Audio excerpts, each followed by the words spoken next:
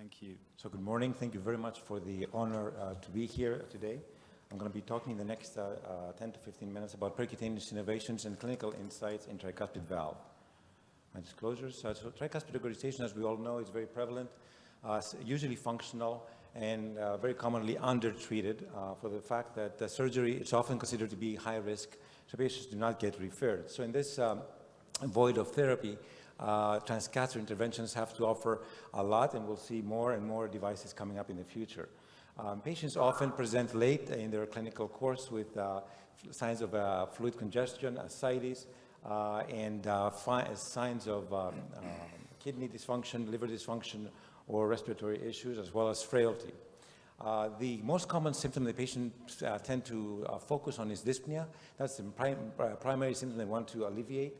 And the most common activity that they want to improve is just taking care of themselves. That's the main things that they were attributing in the TRISCEND 2 study. Very rarely we have primary TR. Most commonly we have secondary ventricular functional TR from dilatation of the right ventricle and significant RV dysfunction. And also we have the element of atrial functional TR, as we saw very nicely with dilatation of the atria and annulus dilation, and not so much tethering of the leaflets. The epidemic of cardiac lead-induced tricuspid regurgitation is also very important to highlight, and it's very important to keep an eye out for. If it's early on after the position of the lead, that can be repositioned. However, most of the time this is late, and we can't really do anything about it except for transcatheter, usually procedures. Grading has expanded to 5 scales, from mild, moderate, severe to massive and torrential. But it's very important not to focus only on tricuspid regurgitation, but also on right ventricular function, and use all available indices that we can assess. And now, based on the VAC criteria, we can use these indices to describe the right ventricle as mild, moderate, or severely dysfunctional, which is very important for us to understand that in clinical practice and when we refer patients for treatment. Multimodality imaging is very important as well for understanding right ventricular function.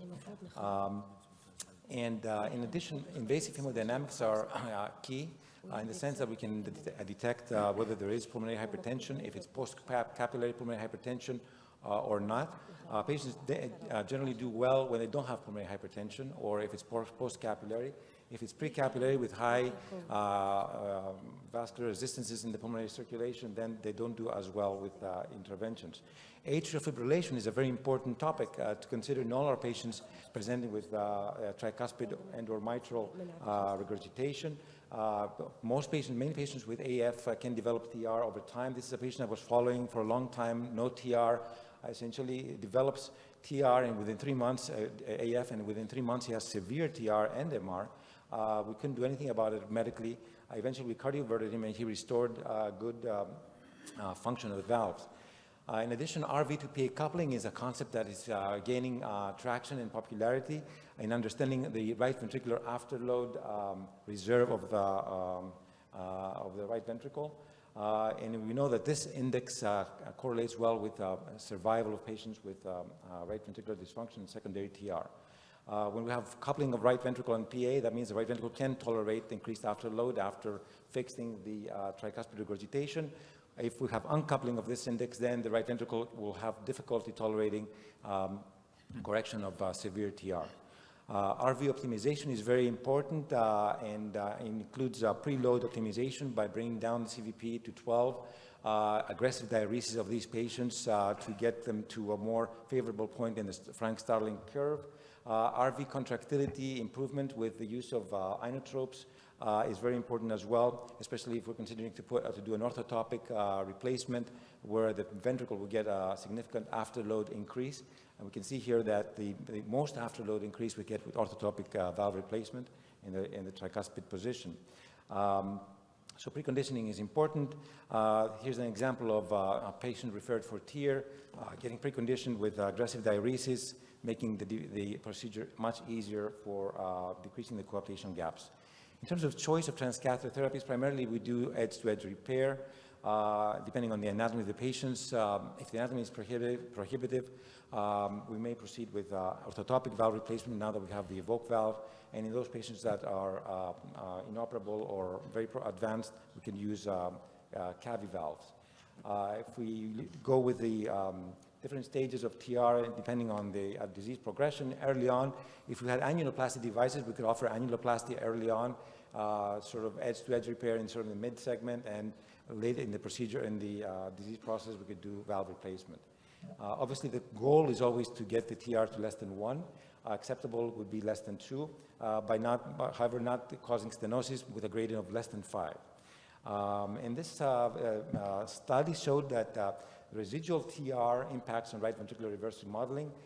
If we have less than 1 TR, then we have the maximum effect on right ventricular reverse remodeling. However, even if you have 1 or 2 plus, doesn't really make a difference, it seems, in survival to long-term impact in survival.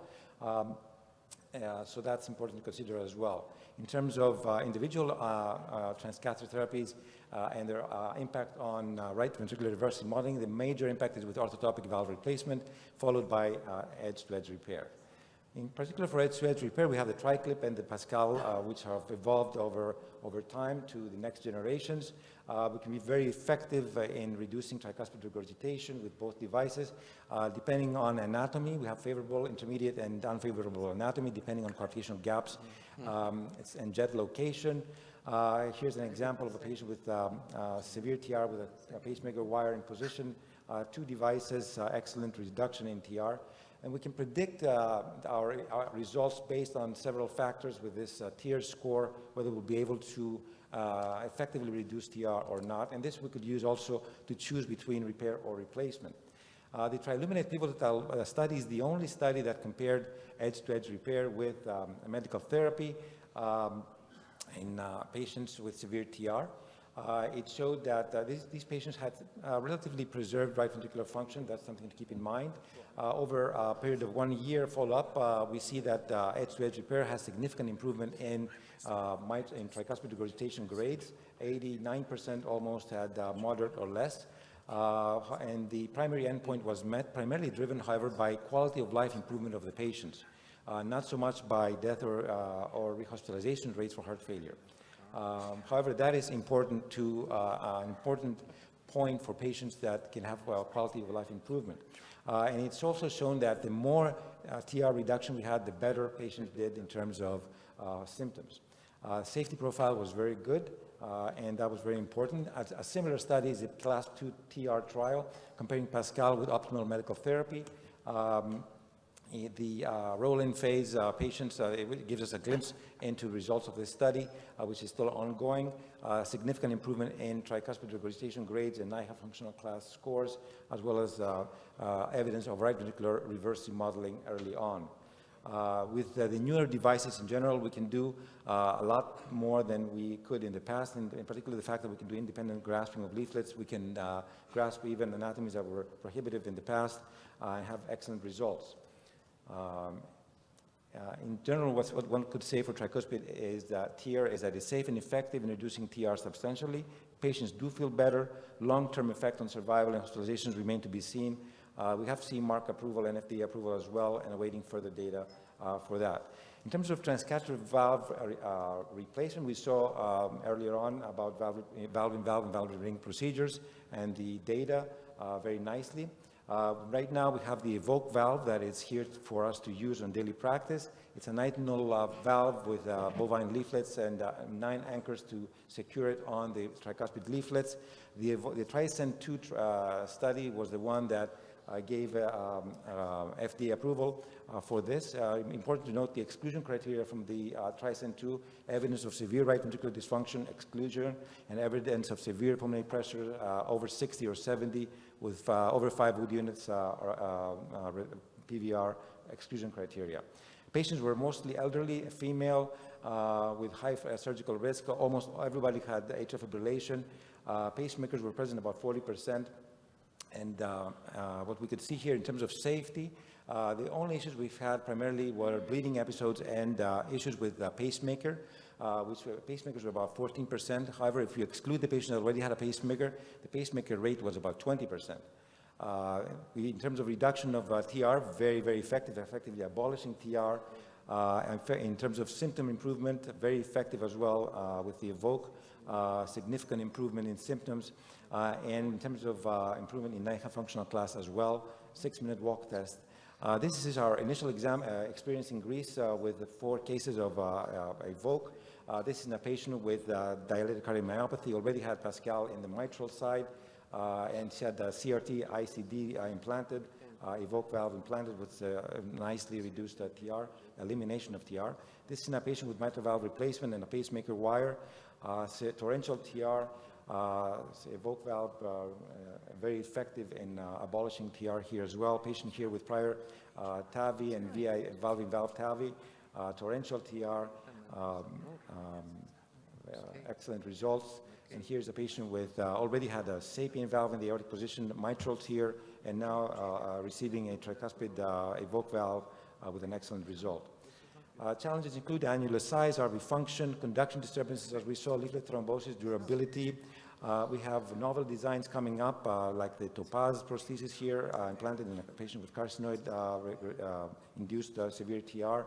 The Lux valve has its own anchoring system. The Medtronic Intrepid valve is coming as well. It's doing an EFS study.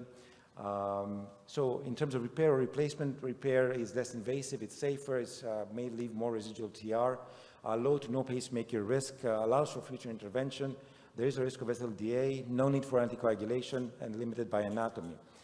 For replacement, it's more invasive. TR is eliminated. There's a high risk for pacemaker. There's a risk of bleeding. It needs anticoagulation lifelong.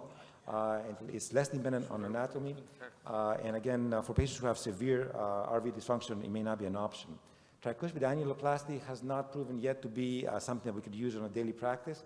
The Edwards cardioband system will be coming back with EFS study, which has new iterations that may make it simpler. There's also the K-clip device that does bicuspidization of the tricuspid valve. It's another promising, even maybe a little bit simpler approach to annuloplasty procedures. Here's an example.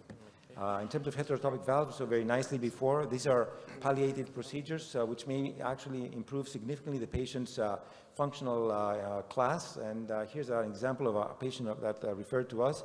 No option, torrential tricuspid regurgitation. A patient who was fully symptomatic. Already we did a Pascal in the mitral position. And we can see here after putting in the 2 trick valves, we have a marked reduction in the V waves in the IVC that led to significant clinical improvement in this patient. Finally, there's also other devices coming up in this field that may also prove to be very helpful as well. Finally, just a quick comment on imaging.